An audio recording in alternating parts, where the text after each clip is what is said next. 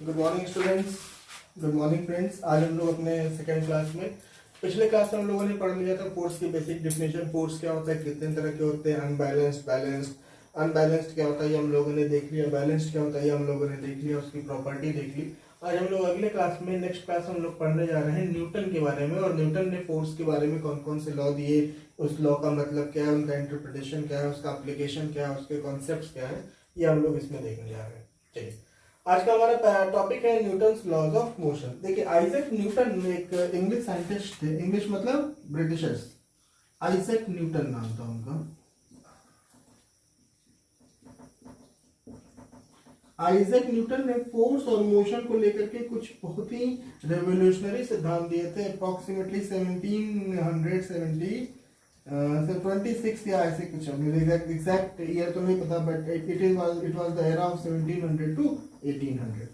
इसी के दौरान उन्होंने ऑक्सफोर्ड में पढ़ाई कर रहे थे और मोशन और फोर्स को लेकर के बहुत ही रेवोल्यूशनरी उन्होंने कुछ सिद्धांत दिए, जिन्होंने फिजिक्स की डायरेक्शन को एकदम से बदल कर रख दिया। और उनके दिए हुए उस टाइम के प्रिंसिपल्स, उस टाइम के उनके डेफिनेशन, उस टाइम के उनके फॉर्मूले आज तक हम लोग एज इट इज फॉलो करते आ रहे हैं। और वो लगभग माइक्रो लेवल पर, मतलब अगर हम न्यूक्लियस लेवल पे ना जाए, माइक्रो लेवल पे बात ना करें, अगर हम बहुत छोटे लेवल पे बात ना करें, बड़े लेवल पे देखें, तो वो फोर्स और मोशन के वो प्रिंसिपल एग्जैक्टली सही काम करते हैं। तो न्यूटन ने जो कई सारे सिद्धांत दिए हैं, उनमें मोशन के 3 जो बेसिक कॉन्सेप्ट है, जो बेसिक प्रिंसिपल है, वो सबसे इंपॉर्टेंट है। वही आज हम लोग पढ़ने जा रहे हैं। और उनका जो सबसे पहला फर्स्ट लॉ ऑफ मोशन है, एक्चुअली ये फर्स्ट लॉ ऑफ मोशन पूरा का पूरा न्यूटन के द्वारा नहीं दिया हुआ था। It was basically, first of all, it was given by Galileo. और first law of motion is also known as laws of inertia. Laws of inertia. Laws of inertia is also known as first law of motion, and law of inertia देने वाले थे Galileo. Isaac Newton ने क्या किया, इस law of inertia में थोड़ा सा और सुधार किया, कुछ और एक्स्ट्रा चीजें जोड़ी, और उसको नाम दे दिया गया फर्स्ट लॉ ऑफ मोशन, और given by Isaac Newton. But इनका बेसिक जो है, जो शुरुआत हुई, वो गैलीलियो से। सबसे पहले फर्स्ट लॉ ऑफ मोशन या लॉ ऑफ इनर्शिया की बात की थी गैलीलियो ने। तो आइए देखते हैं कि what is the very first law of motion और law of inertia. Law of inertia states that if a body is in motion, it will be in motion, or if a body is in rest, it will be in rest, unless and until an external force is applied on the body.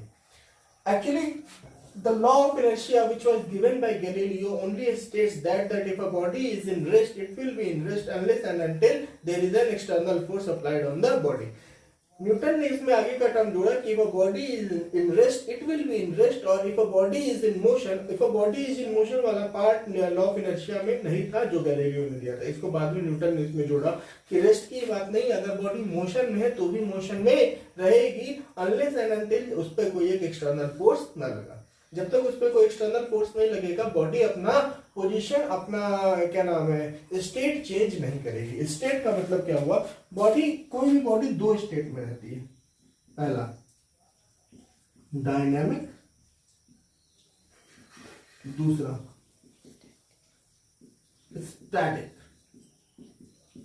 Dynamic या static. Dynamic क्या होता है, dynamic तब होता है जब body move कर रही है, और स्टैटिक क्या होता है, जब बॉडी रेस्ट में है।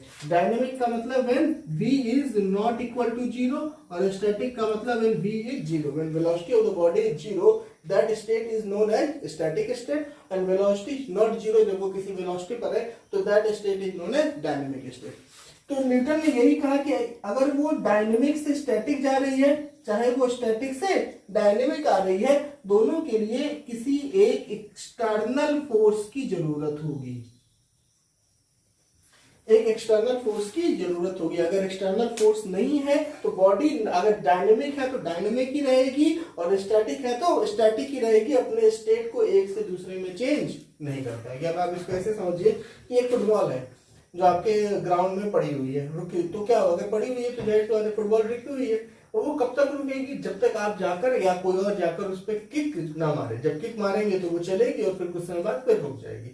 तो इनिशियली क्या थी, बॉडी किस में थी, रेस्ट में थी, जिसका मतलब स्टैटिक स्टेट में थी, रुकी हुई थी, तो इसका वेलोसिटी क्या था, 0।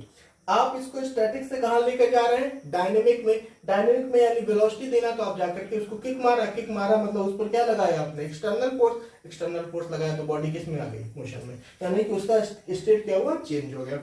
अब बॉडी जब मोशन में आ गई, उसके अंदर कुछ वेलोसिटी आ गई, तो वो किस स्टेट में आ गई, डायनेमिक। डायनेमिक स्टेट में आई, तो डायनेमिक स्टेट में आकर के जब वो चलने लगी, तो जब वो जमीन पर चल रही थी, तो अर्थ उसके ऊपर एक एक्सटर्नल फोर्स लगा रहा था, that is known as friction. आप लोगों ने पढ़ा होगा, अर्थ उस पर क्या लगा रहा था, फ्रिक्शन।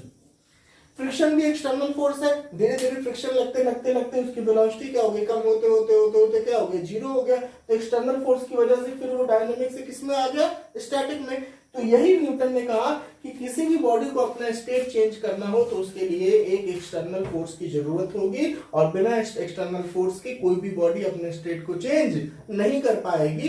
एक्सटर्नल फोर्स ही रिस्पॉन्सिबल होगा for the change of the state of the body, either it is from static to dynamic or it is from dynamic to static. Means if a body is in rest, it will be in rest. If a body wants to go from rest to motion, the body must need an external force. Got it? Note it down.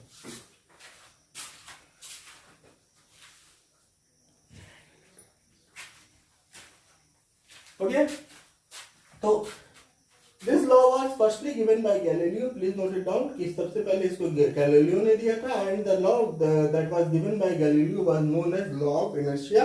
And in this case, the Galileo only talk about if a body is in rest, it will be in rest unless and until an external force is applied on them. Then Newton expanded that, and Newton says that no, if a body is in rest or in motion, it means that if a body is dynamic, it will be dynamic. If a body is static, it will be static unless and until an external force is applied on the body. This is the very first law of Newton, or Newton's first law or first law of motion. Clear? समझ में आया? Okay.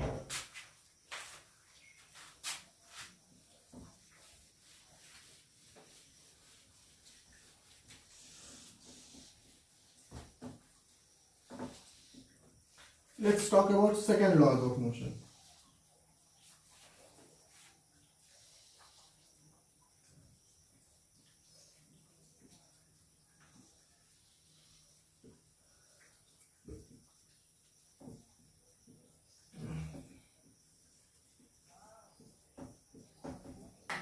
देखिए, first law में हमने पढ़ा कि अगर कोई बॉडी स्टैटिक है तो स्टैटिक से उसको डायनेमिक ले जाने के लिए क्या चाहिए, एक्सटर्नल फोर्स चाहिए।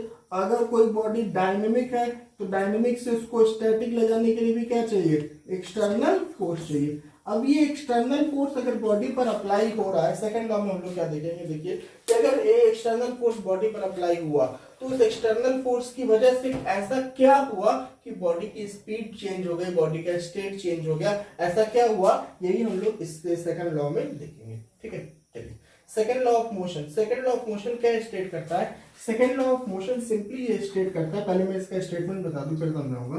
The second law of motion states that if a body has mass m, if a body has mass m and an external force F has applied on the body, then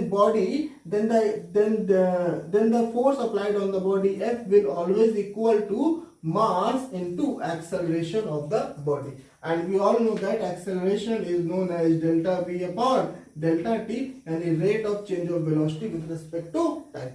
तो second law states that, सबसे पहले लिखिए statement लिख लीजिए second law का। Second law का statement लिखवा रहा हूं, please note down the statement of second law.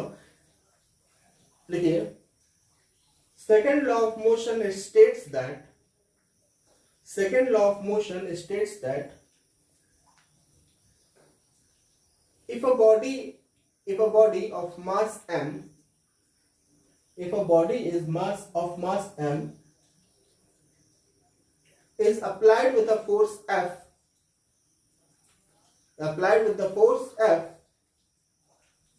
then an acceleration A will be produced in the body. Then an acceleration A will be produced in the body,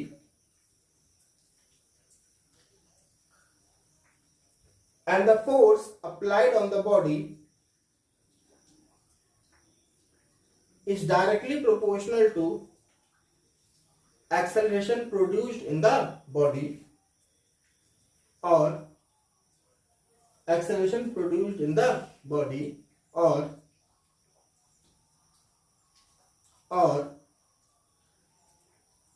the applied force F will always be equal to, or the applied force F will always be equal to multiplication of mass to acceleration of the body. F will always be equal to multiplication of mass to acceleration of the body. ठीक है? It means, अब इसको मैं थोड़ा सा elaborate करके समझा रहा हूं कि suppose that ध्यान से देखिए, एक बॉडी है जिसका मास है m. Okay, there is a body which mass is m, whose mass is m, and an external force is applied on the body. Okay, suppose that initially that body is in static condition.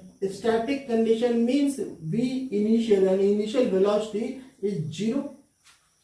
ठीक, ये body है जिसका मास m है, इसकी initial velocity 0 है, मतलब ये चुपचाप एक जगह कहीं पड़ी हुई थी, ये कहीं रुकी हुई थी, रेस्ट में थी. ठीक है, एक एक्सटर्नल फोर्स F अप्लाई हुआ. F अप्लाई होते ही ये बॉडी क्या हो गई, इसकी फाइनल वेलोसिटी कुछ v आ गई. यानी जैसे ही फोर्स अप्लाई करेंगे न्यूटन के फर्स्ट लॉ के अनुसार ये बॉडी मोशन में आ जाएगी. मोशन में आ जाएगी यानी कि इसकी वेलोसिटी में कुछ ना कुछ चेंज होगा. और यहाँ सपोज दैट यहाँ टाइम t इक्वल टू 0 है, तो यहाँ time t equal to t1 हुआ, यानी कुछ टाइम बीतेगा. अब देखिए इसकी वेलोसिटी में चेंज आया है, 0 से v आया है, तो a equal to we know that delta v upon delta t, जिसका डिफिनेशन हम लोग जानते हैं, rate of change of velocity with respect to time is known as acceleration. यानी कि अगर इसकी वेलोसिटी में चेंज आया तो यहाँ एक्सेलरेशन a प्रोड्यूस होगा, और ये जो एक्सेलरेशन a होगा, ये a एक्सेलरेशन डायरेक्टली प्रोपोर्शनल होगा किसके, f के. यानी जितना ज्यादा आप इस पर f लगाएंगे उतना ही ज्यादा इसमें क्या होगा, एक्सेलरेशन प्रोड्यूस होगा. क्लियर? तो f is directly proportional to a. अब ये प्रोपोर्शनलिटी का साइन हटता है तो यहाँ आता है क्या, ma. तो f is equal to ma. This is the second law of motion. Clear? f is equal to ma. This is the second law of motion. यानी कि किसी बॉडी पर अब इस पे जो हमने f फोर्स अप्लाई किया है, वो एक तो f फोर्स का मैग्नीट्यूड इसके मास और इसके एक्सेलरेशन के मल्टीप्लिकेशन के क्या होगा, बराबर होगा. नोट कर लीजिए.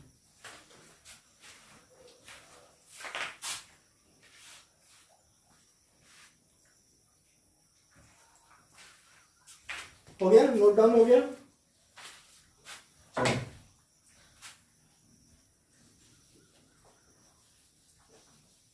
आप देखिए जैसे इसी पर मैं क्वेश्चन कराता हूं. क्वेश्चन देखिए आप, एक क्वेश्चन है जो कह रहा है कि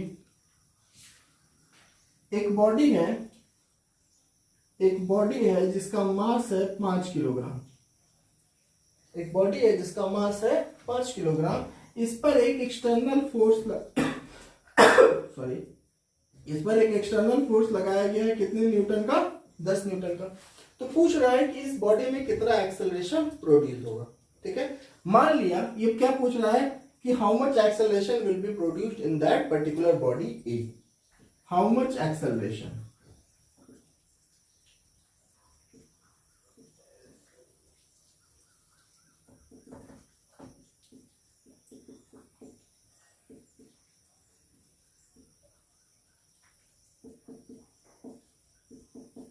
ओके. अब देखिए, according to second law of motion we know that F is equal to ma. हमें पता है force is equal to mass into acceleration. हमें देखिए फोर्स कितना दिया हुआ है, 10 न्यूटन. मास कितना दिया हुआ है, हमें क्या निकालना है, एक्सेलरेशन. तो we can write that a is equal to f by m. a is equal to f by m लिख सकते हैं. तो a is equal to f की जगह कितना आया, 10 न्यूटन, और इसकी जगह मास कितना आया, 5. तो 5 से गया 5 किलोग्राम आया. तो a इक्वल टू आपका आ गया 2 मीटर पर सेकेंड स्क्वायर. यानी कि अगर एक 5 किलोग्राम के ब्लॉक पर 10 न्यूटन का फोर्स लगाएंगे तो इसमें 2 मीटर पर सेकेंड स्क्वायर का एक्सेलरेशन प्रोड्यूस हो जाएगा.